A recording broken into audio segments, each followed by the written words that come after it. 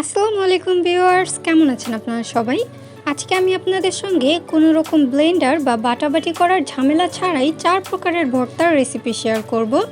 আর সেই সঙ্গে থাকছে আমার স্পেশাল কাতলা মাছের ভর্তার রেসিপি। আশা করছি ভালো লাগবে। খুব তাড়াতাড়ি ভর্তা তৈরি করতে পারবেন সেরকম একটা নিয়মই দেখিয়ে দিচ্ছি। আর এই জন্য আমাদের প্রথমে একটা চাশনি তৈরি করে নিতে হবে। আর এই জন্য আমি এখানে প্রায় হাফ কাপ পরিমাণ পেঁয়াজ আর 7 থেকে 8টা শুকনো মরিচ ভাজা নিয়েছি। এবার দিয়ে দিলাম প্রায় স্বাদ মতো লবণ বা 1 চা চামচের মতো দিয়েছি আমি এখানে।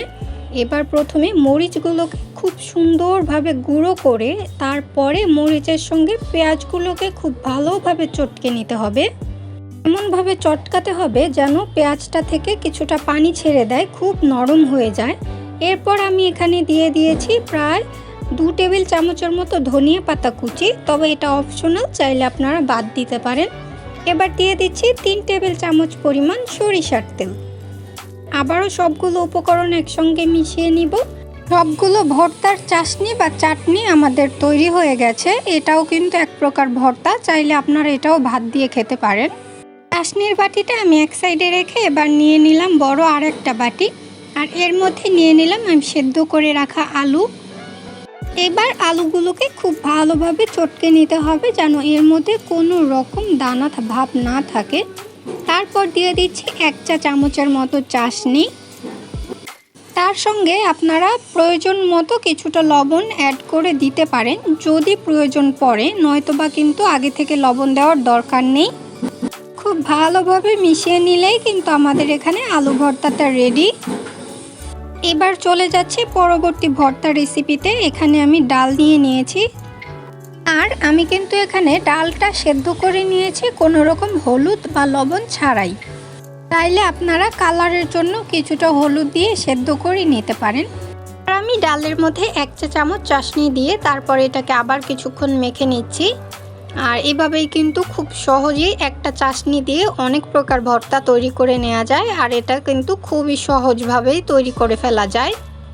এবার পালা আমার স্পেশাল কাতলা মাছের ভর্তার রেসিপি। আমি মাছটাকে লবণ এবং হলুদ দিয়ে তারপর ভেজে নিয়েছি।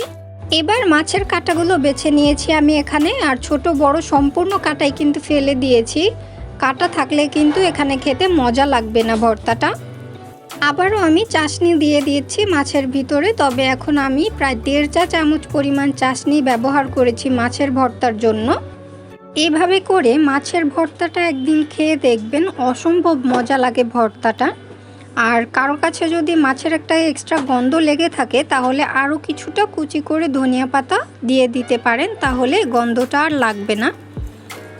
সবার শেষে আমাদের এখানে ঢেঁড়স ভর্তাটা করে নেওয়ার পালা, আর সেই একইভাবে আমি চাটনি দিয়ে দিচ্ছি আর মাখিয়ে নিচ্ছি।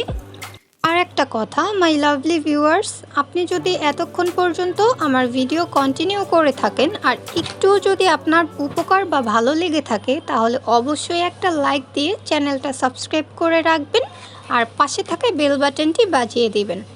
আর কথা বলতে বলতে দেখুন আমার এখানে কিন্তু ভর্তাটা সম্পূর্ণ তৈরি করা শেষ।